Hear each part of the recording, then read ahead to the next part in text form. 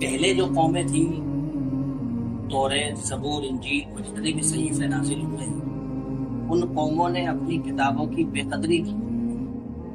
موسیٰ علیہ السلام کی قوم، عیسیٰ علیہ السلام کی قوم، دیگر انبیاء علیہ السلام جو کتاب میں لکھا ہے وہ بات مانتی نہیں تھی، تو اللہ تبارک و تعالیٰ نے ان کا حشر ایسا کیا۔ آپ قرآن کریم میں دیکھیں، اللہ تبارک و تعالیٰ نے قوم سمود کا تذکرہ کیا، قوم لوط کا کیا، نوح علیہ السلام کی قوم کا کیا کہ اپنے نبیوں کی بات نہ ماننے پر اللہ تبارک و تعالیٰ نے ان پر کیا عذاب مسلط کیا، کیونکہ ان کا ایک عمل تھا کہ اپنی کتاب پر یہ عمل نہیں کرتے اور اپنی کتاب کو اہمیت نہیں دیتے، کہ نزدیک کتاب کی کوئی اہمیت اور عظمت نہیں تھی۔ اس امت کے پاس جو قرآن کریم ہے یہ ساری کتابوں کی سردار ہے، اور جتنے بھی صحیفے نازل ہوئے ہیں ان تمام صحیفوں کی سردار ہے۔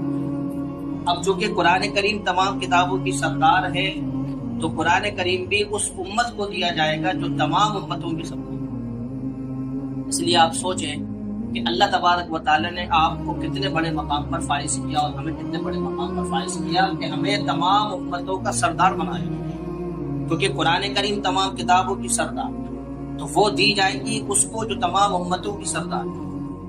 اب نبی بہت سارے ہیں، تمام انبیاء علیہ السلام میں اللہ کے حبیب صلی اللہ علیہ وسلم تمام نبیوں کی سردار ہے۔ اس لیے اس کتاب کے نازل کرنے کے لیے جو شخصیت کو منتخب کیا گیا وہ اللہ کے حبیب صلی اللہ علیہ وسلم تو تمام نبیوں کی سردار، اور اس کتاب کو نازل کرنے کے لیے جو مہینہ چنا گیا وہ رمضان المبارک کا مہینہ چنا گیا، کیونکہ تمام مہینوں میں رمضان کا مہینہ سب سے افضل ہے۔ شہر رمضان الذی انزل فیہ القرآن، رمضان المبارک کا وہ مہینہ جس میں قرآن نازل کیا، اور رمضان کی ہر رات بابرکت ہے لیکن سب سے اعلیٰ رات لیلۃ القدر، اس لیے اس قرآن کے نزول کے لیے تمام راتوں کو چھوڑ کر لیلۃ القدر، انا انزلناہ فی لیلۃ القدر، لیلۃ القدر خیر من الف شہر، 1000 مہینوں سے بہتر ایک رات۔ اب سوچئے آپ کہ کتنی مقدس، کتنی عظمت والی، کتنی حیثیت اور اہمیت والی کتاب ہمارے درمیان موجود ہے۔ امت کا 90% طبقہ قرآن کریم نہیں پڑھتا، 90% طبقہ امت کا قرآن کریم نہیں پڑھتا۔ قرآن کریم کی اہمیت، قرآن کریم کی عظمت، اس کا وقار ہمارے دلوں سے جب نکل جائے، ہم نے قرآن کو پیچھے ڈالا، قرآن کی تلاوت سے محروم رہے، قرآن کے اندر ساری چیزیں تھی، ہم نے اس کو پس پشت ڈالا، تو اللہ تبارک و تعالیٰ نے ہمیں دنیا کے اندر زمین و آسمان، آج تعداد کی بنا پر مسلمان ذلیل نہیں، مال و دولت کی بنا پر مسلمان ذلیل نہیں، اس کے پاس طاقت ہے، اس کے پاس زر ہے، زمین ہے، ہر چیز اس کے پاس ہے، لیکن کس وجہ سے مسلمان ذلیل ہے کہ اس نے اپنی کتاب کو پیچھے ڈالا۔ آپ قرآن کریم میں دیکھیں دنیا کا ایسا کون سا مسئلہ ہے جو قرآن کریم میں موجود ہے؟ آپ ذرا غور کریں قرآن کیا کہتا ہے۔ قرآن کہتا ہے الف لام میم ذالک الکتاب لا ریب فیہ، ایک ایسی کتاب ہے جس میں کوئی شک نہیں۔ ایسی بات ہے قرآن کریم میں تو شک ہو ہی نہیں سکتا، یہ شک تو اس کے اعتبار سے ہے جو اس زمانے کے اندر کفار تھے، مشرکین تھے، منافق تھے، وہ کہتے تھے قرآن کریم ایک ایسی کتاب ہے جس میں اللہ کے حبیب صلی اللہ علیہ وسلم اپنے ہاتھ سے لکھ کر آپ کو ساتھ دیا۔ تو اللہ تبارک و تعالیٰ نے پوری نسل انسانیت کو اس زمانے میں چیلنج کیا کہ کیا وَإِن كُنتُمْ فِي رَيْبٍ مِّمَّا نَزَّلْنَا عَلَىٰ عَبْدِنَا، جو ہم اپنے بندے پر نازل کر رہے ہیں، اگر تم یہ سمجھتے ہو کہ یہ مشکوک کلام، یہ کسی بندے کا کلام، اس میں تمہیں شک ہے، اللہ فرماتے فَأْتُوا بِسُورَةٍ مِثْلِهِ، اس جیسی ایک صورت بنا کر دے، اور اس جیسی صورت بنانے میں تم اکیلے تنہا نہیں، اپنے مددگاروں کو جمع کر لو، حمایتیوں کو جمع کر لو، ہمدردوں کو جمع کر لو۔ اللہ فرماتے فَإِن لَّمْ تَفْعَلُوا وَلَن تَفْعَلُوا، اگر تم نہیں بنا پائے اور ہرگز نہیں بنا پاؤ، کیونکہ یہ قرآن کسی انسان کا کلام تو ہے نہیں، یہ تو اللہ کی طرف سے منزل، میرا اللہ نازل کرتا کلام ہے، اللہ کی طرف سے نازل کیا ہوا کلام ہے۔ تو قرآن کریم ایک ایسی کتاب اس امت کے پاس تھی جس کے ہوتے ہوئے کسی اور کتاب کی ضرورت نہیں۔ گھروں کے اندر رحمتوں کا نزول قرآن کریم کی تلاوت سے ہوتا ہے، جہاں جس گھر کے اندر قرآن کریم کی تلاوت نہیں ہوگی رحمتیں رخصت ہو جائیں گی، نہ ہو سکتے اس کی جگہ نہیں۔ قرآن کریم بچہ پڑھتا ہے، اس کے والد کا انتقال ہو گیا، اس کے گھر میں کسی کا انتقال ہو گیا، قرآن کریم پڑھا جا رہا ہے، اس کے والد کی قبر میں روشنیاں ہو رہی ہیں، اللہ تعالیٰ عذاب نہیں دے رہا ہے، اللہ تعالیٰ عذاب دینے سے کترا رہا ہے، عذاب نہیں دے رہا ہے، کیوں؟ کیونکہ اس کا بیٹا قرآن کریم کی تلاوت کر رہا ہے۔ آج امت کے اندر سب سے بڑی وبا یہ ہے کہ اس نے قرآن کریم کو پیچھے ڈالا، اور اپنے زمانے کے اعتبار سے اسکولی نظام کو آگے کی. اسکولی نظام آج ہر نوجوان یہ سمجھتا ہے کہ ہمارا کیریئر بن جائے ہم کامیاب, ہمارا کیریئر بنے ہم کامیاب ہے. کیریئر بناؤ, کیریئر بناؤ. کامیابی کا جو معیار ہم نے مقرر کیا ہے شریعت نے مقرر نہیں. کامیابی کسے کہتے ہیں؟ فمن زحزح عن النار وادخل الجنۃ, جو دوزخ سے بچا لیا گیا اور جنت میں داخل کر دیا گیا, فقط فاز, قرآن کہتا ہے وہ کامیاب. قرآن کہہ رہا کامیابی یہ ہے. امت کا ایک طبقہ کہہ رہا کامیابی. اللہ جس کو کامیابی کہے گا وہ کامیابی ہوگی, دنیا کی کوئی چیز کامیابی نہیں. آپ 18واں پارہ اٹھا کر دیں گے شروعات میں, قد افلح المؤمنون, لوگوں ایمان والے یقیناً کامیاب ہو گئے ہیں. آپ سوچیں کامیاب ہو. نوجوانوں کو یہ فکر ہے کیریئر بنے, کیریئر بنے, کیریئر بنے. نوجوان طبقہ 90% قرآن نہیں پڑھتا. یہ اس امت کی وبا ہے. اس امت کے حال پر افسوس, صد افسوس کہ قرآن کریم سے امت کسی کا انتقال ہو جائے تو قرآن کریم کو اٹھا لیا جاتا ہے. یہ سارے سبب کے. نماز میں امام کیا پڑھ رہا ہے مقتدیوں کو معلوم نہیں ہے. الحمدللہ رب العالمین میں اللہ تعالیٰ کیا کہنا چاہتا ہے, اس کے اندر بندہ کیا مانگ رہا ہے اپنے رب سے, اور رب اس کے بارے میں کیا جواب دے رہا ہے. اللہ کے حبیب صلی اللہ علیہ وسلم جب امامت کے لیے کھڑے ہوتے تو ان کی سینے کے اندر سے ایسی آواز آتی تھی جیسے ہانڈی کھول رہی. وہ جانتے تھے کہ قرآن کریم کوئی معمولی کتاب نہیں ہے. اللہ کے حبیب صلی اللہ علیہ وسلم سے پوچھا گیا, اللہ کے حبیب آپ بوڑھے ہو گئے, تو حضور کریم صلی اللہ علیہ وسلم نے ارشاد فرمایا کہ اذا الشمس کورت, اور ایسی 2-4 صورتیں اور ہیں, سورہ ہود وغیرہ, انہوں نے مجھے پورا کر دیا. کیوں؟ اس کے اندر ایسے مضامین ہیں جو انسان کو ہلا دیں. اب قرآن کریم کی تفسیر تو پڑھیں, قرآن کریم کا معنی تو دیکھیں, قرآن کریم کے مفاہیم, قرآن کریم آپ سے کیا رہا ہے, یہ تو امت کو معلوم ہے.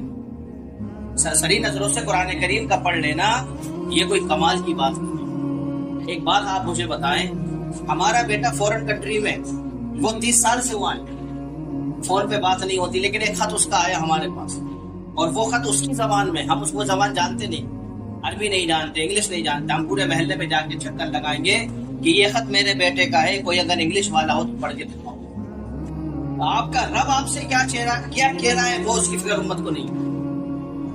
قرآن کریم میں کیا عقیدے ہیں امت کو معلوم نہیں. قرآن کریم کے اندر کیا مسئلہ ہے امت کو معلوم نہیں. اسی لیے قرآن کریم کے ہوتے ہوئے اس امت کو کسی اور کتاب کی قدم ضرورت نہیں. قرآن کریم ایسی لازوال بیش با قیمت اس امت کے پاس. اللہ کے حبیب صلی اللہ علیہ وسلم پر جب یہ اعتراض کیا گیا کہ آپ قرآن کو لکھ کر لے آتے اور ہمارے سامنے پڑھ دیتے, تو اللہ تبارک و تعالیٰ نے 21ویں پارے میں اس کی تردید کی. کیا اللہ کے حبیب صلی اللہ علیہ وسلم تو لکھنا پڑھنا جانتے نہیں, وہ لکھ کیسے لیتے, پڑھ کیسے لیتے؟ اللہ کے حبیب صلی اللہ علیہ وسلم کا یہ کمال رہا ہے کہ ان پڑھ ہونا, امی ہونا دوسرے لوگوں کے لیے ان کی بات ہے, لیکن کائنات کے حبیب کے لیے فخر کی بات ہے. ایسا کلام ان کی زبان پر ناصر ہو رہا ہو. آپ کو معلوم ہے سرزمین عرب کے اندر بڑے بڑے شعراء تھے اس زمانے میں, عربی ادبا فصاح بلغا, عربی زبان ان کی گھٹی میں تھی. ان کے ایسے ایسے شاعر تھے کہ میدان جنگ کے اندر شعر کہتے تھے, میدان جنگ کے اندر جان کی پرواہ ہوتی, اشعار کہتے تھے. اتنی اچھی عربی تھی. لیکن اللہ کے حبیب صلی اللہ علیہ وسلم جب قرآن سنایا ان لوگوں کو, تو بڑے بڑے جو ادبا فصاح بلغا شعراء تھے وہ حیران اور ششدر رہ گئے کہ یہ کلام کسی انسان کا ہو نہیں سکتا. اِنَّا أَعْطَيْنَاكَ الْكَوْثَرَ فَصَلِّ لِرَبِّكَ وَانْحَرْ إِنَّ شَانِئَكَ هُوَ الْأَبْتَرُ. یہ آیت کریمہ جانتے ہو کب نازل ہوئی؟ اللہ کے حبیب صلی اللہ علیہ وسلم کے بیٹوں کا انتقال ہوا. ابراہیم بھی چلے گئے, قاسم بھی چلے گئے, عبداللہ بھی چلے گئے, تینوں بیٹوں کا انتقال ہوا. دشمن اسلام کہنے لگے حضور کی نسل ختم ہو چکی ہے, اب ان کے مقصد کو, ان کے مشن کو, ان کے عین کو, ان کی ساری چیزوں کو کوئی آگے لے کر نہیں جائے گا. اللہ تبارک و تعالیٰ نے قرآن نازل کیا اور اللہ نے اس صورت میں ارشاد فرمایا ان شانیۃ هو الابتر. اللہ کے حبیب آپ کا دشمن ہی ایسا ہے جس کی نسل ختم ہو گئی ہے, آپ کی نسل قیامت تک گئی. اگرچہ آپ کے حقیقی بیٹے نہیں ہیں, ابراہیم نہیں ہے, قاسم نہیں ہے, عبداللہ نہیں ہے, لیکن آپ کے روحانی بیٹے قیامت تک موجود رہیں گے. 14واں پارہ اٹھا کر دیکھیں, انا نحن نزلنا الذکر وانا له لحافظون. کفار مکہ کہتے ہیں ہم قرآن کو ختم کر دیں گے, ہم قرآن کو جلا دیں گے, ہم قرآن کو ملیا میٹ کر دیں گے. اللہ نے فرمایا ہم نے قرآن کو نازل کیا, ہم اس کی حفاظت کی. اور آج جب سے قرآن نازل ہوا, قرآن میں نہ ایک زیر کی غلطی ہے نہ ایک زبر کی غلطی ہے. یہ قرآن کا کمال ہے, کسی اور کتاب کا کمال ہے. ایک حافظ قرآن کریم پڑھ رہا ہے, الف لام میم سے شروع کر رہا ہے, پیچھے ایک حافظ کھڑا ہے. اگر وہ قل اعوذ برب الناس کو برب الناس پڑھے گا فوراً ٹوک دے گا حافظ. دنیا کی کسی کتاب کو یہ کمال، یہ مرتبہ حاصل نہیں جو قرآن کریم کو اللہ تعالیٰ نے عطا فرمایا. اب قرآن کریم جب نازل ہوتا رہا 23 سال کے عرصے میں قرآن کریم کا نزول ہوا. 23 سال کے عرصے میں قرآن کریم نازل ہوا. اللہ کے حبیب صلی اللہ علیہ وسلم پر کلام نازل ہوا. آپ نے مجمع کو جمع کیا، صحابہ کی جماعت ہے. آپ نے کہا لوگوں یہ آیت کریمہ، اس کا ترجمہ، اس کا معنی، اس کا مفہوم، اللہ کے حبیب صلی اللہ علیہ وسلم کے دنیا میں بھیجے جانے کے جو مقصد ہے قرآن کریم نے اس کو وضاحت سے ارشاد فرمایا. لقد من اللہ علی المؤمنین اذ بعث فیہم رسولا. ہم نے بڑا احسان کیا عالم انسانیت پر کہ اس کے درمیان ایک رسول کو بھیجا جو انہی میں سے ہیں، جو انہی جیسی رہائش کرتے ہیں، ان کے نکاح بھی ہیں، ان کے بچے بھی ہیں. لیکن وہ کیا کام کریں گے؟ سب سے پہلے یتلو علیہم آیاتی، وہ امت کو قرآن سنائیں گے. نبی علیہ الصلوۃ والسلام کے دنیا میں آنے کا سب سے پہلا مقصد کیا تھا؟ قرآن کریم سکھانا. آج امت کا 90% طبقہ جو قرآن کریم سکھانا. اس لیے اگر آپ کو اپنے دین کو علاقے میں باقی رکھنا ہے تو یاد رکھنا مکتب اور مدرسے کو زندہ کرو. جہاں مکتب، جہاں مدرسہ، وہاں دین زندہ. نہیں تو آپ کو عقیدے کیسے معلوم ہوگی؟ آپ کو مسائل کیسے معلوم ہوگی؟ آپ کو کیسے معلوم ہوگا قرآن کیا کہہ رہا ہے؟ آپ قرآن سے پوچھتے جائیں. یہاں تک کہ قرآن میں یہ بھی مسئلہ ہے کہ اپنے بچے کو دودھ کتنے سال تک پلانا ہے. والوالدات یرضین اولادہن حولین کاملین. آپ سوچیں اذا الشمس کورت، جب سورج بے نور ہو جائے گا. یہ قیامت کا اولناک منظر ہے. یا ایھا الناس اتقوا ربکم ان زلزلۃ الساعۃ شیء عظیم. اے لوگوں اپنے پروردگار سے ڈرو، قیامت کا زلزلہ بڑی سخت چیز. یہ اللہ فرما رہا ہے. اور جب قرآن کریم کا نزول ہوتا تھا تو صحابہ کے دلوں پر لرزہ طاری ہوتا تھا. آج قرآن کریم پڑھا جاتا ہے، سنا جاتا ہے، آپ کی آنکھوں میں آنسو نہیں آتے، ہماری آنکھوں میں آنسو نہیں آتے. اللہ کے حبیب صلی اللہ علیہ وسلم قرآن پڑھتے تھے، سورہ رحمان کی تلاوت چل رہی ہے اور آپس میں مشورہ ہوا کفار مکہ اور مشرکین مکہ کا. دیکھو نبی علیہ الصلوۃ والسلام صحن مکہ میں قرآن پڑھتے، سننے کوئی نہیں جاتا. اگر سننے جاؤ گے تو وہ جادوگر ہے، نعوذ باللہ، وہ تم پر جادو کر دیں گے. یہ کفار مکہ کہتے تھے نبی علیہ الصلوۃ والسلام کے بارے میں. اب ہاں نہیں جائیں گے، مشورہ ہوا نہیں جائیں گے. لیکن دل میں خیال پیدا ہوا سن تو لے کیسا کلام، سن تو لو کیسا کلام. ہر ایک کے دل میں یہ خیال پیدا ہوا. تو جنہوں نے مشورہ کیا تھا کہ حضور کی قرات اور ان کی تلاوت نہیں سنیں گے، سارے کے سارے شہر مکہ میں موجود اور پانچوں مل گئے. آپ کیا کر رہے ہیں؟ آپ کیا کر رہے ہیں؟ انہوں نے منع کیا تھا، ہم لوگوں نے نہیں آئیں گے. پھر منتشر ہو، پھر دل میں خیال آیا کہ حضور کی بات تو سنے کیا ہے. پھر مل گئے. اللہ کے حبیب صلی اللہ علیہ وسلم قرآن کی تلاوت فرمایا. پھر منتشر ہوگا. انہوں نے ارادہ کیا، عزم مستحکم کیا، اب نہیں جائیں.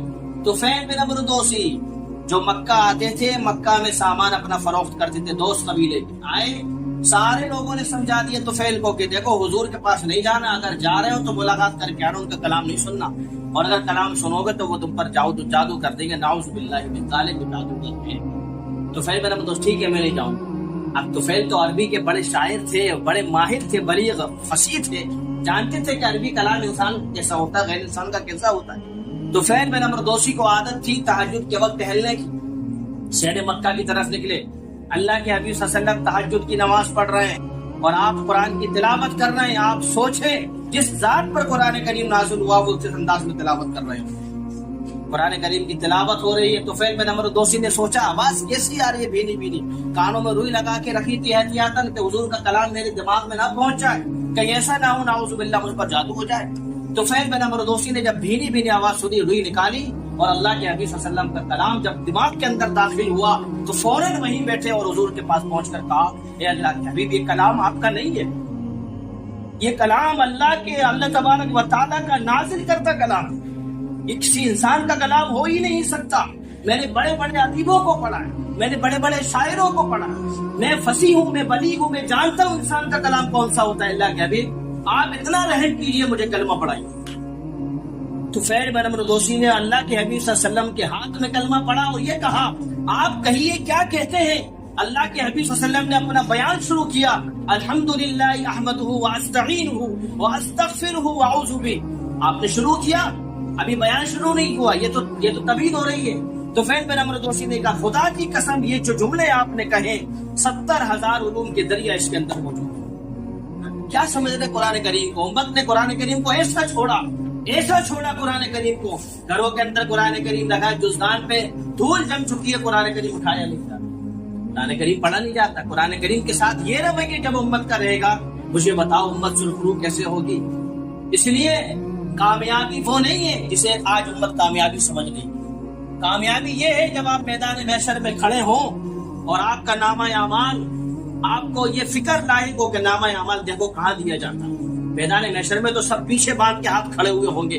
اللہ کے حبیب صلی اللہ علیہ وسلم نے ارشاد فرمایا، میدان محشر میں کسی کی ہمت نہیں ہے جو اپنے رب سے کلام کر لے، ہمت نہیں ہے۔ کیوں؟ تبارک الذی بیدہ الملک وہو علی کل شیء قدیر، وہ ایسی ذات ہے جس کے ہاتھ میں بادشاہتیں ہیں اور ہر چیز پر وہ قادر ہے۔ کسی کی ہمت نہیں ہے اس سے کلام، لا یملکون من، کوئی مالک ہی نہیں ہے اس سے کلام کرنے کا۔ پھر کیا ہوگا؟ اللہ کے حبیب صلی اللہ علیہ وسلم تشریف لے جائیں گے اللہ کے پاس، اے اللہ تبارک و تعالیٰ آپ حساب و کتاب شروع کریں، آپ حساب و کتاب شروع کریں۔ اللہ کے حبیب صلی اللہ علیہ وسلم نے ارشاد فرمایا، میں ایسی تسبیح اللہ کی کروں گا، ایسی حمد کروں گا کہ کسی نے آج تک اللہ تعالیٰ کی ایسی حمد و ثنا نہیں۔ اللہ فرمائیں گے، ارفع راسک یا محمد، اے محمد صلی اللہ علیہ وسلم اپنا سر اٹھائیں، آپ مانگے آپ کو دیا جائے گا، آپ شفاعت کریں آپ کی شفاعت قبول کی جائے گی۔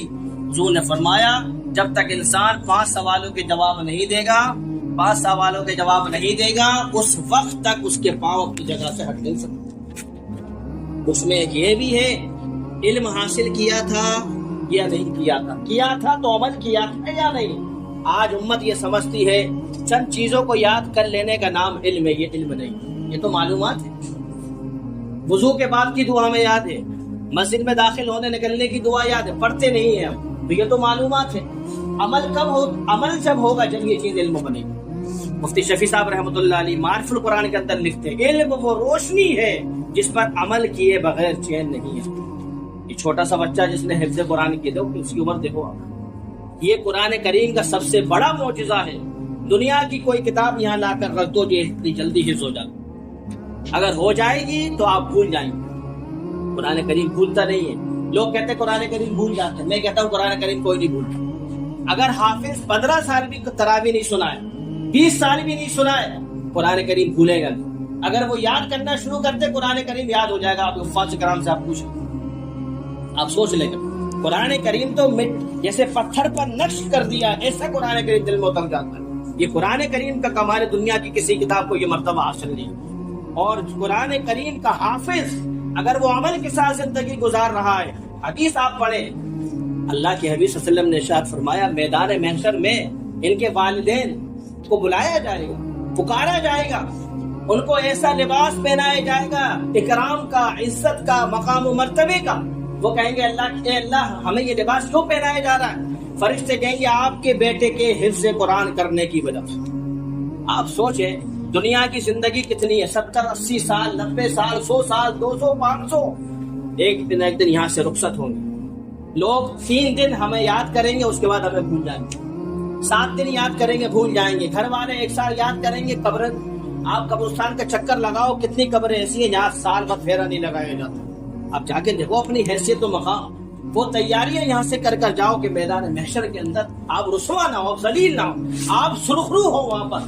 جب اللہ تعالیٰ یہ کہے کہ فلاں کا نامہ اعمال دو، تو دائیں ہاتھ کے اندر نامہ اعمال آپ لاؤ۔ اس لیے میرے بھائی، میرے بزرگوں، قابل احترام شخصیتوں یہاں موجود ہیں، آپ اس بات کی ضرور فکر، اپنے بچوں کو ضرور دینی تعلیم، اس بات کا عزم مصمم کر کے یہاں سے اٹھیں۔ جو حضرات قرآن کریم نہیں پڑھے وہ ہم قرآن کریم انشاءاللہ پڑھیں گے۔ قرآن کریم پڑھو، قرآن کریم سے آپ کے غم دور ہوں گے، قرآن کریم سے فکریں دور ہوں گی۔ قرآن کریم کی تفاسیر پڑھنے سے غم ختم ہوتے ہیں، دماغ تیز ہوتا ہے، اور قرآن کریم ہمارا کلام ہے۔ سارے انسانیت ہدی للناس، یہ تمام لوگوں کے لیے ہدایت ہے، کوئی خاص طبقے کا تو کلام ہے نہیں۔ جنہوں نے مانا اللہ تبارک و تعالیٰ نے انہیں اچھا رکھا، جنہوں نے اس کی تردید کیا ذلیل و رسوا ہو رہے ہیں۔ اللہ تبارک و تعالیٰ کہنے اور سننے سے زیادہ عمل کی توفیق عطا فرمائے۔ وما علینا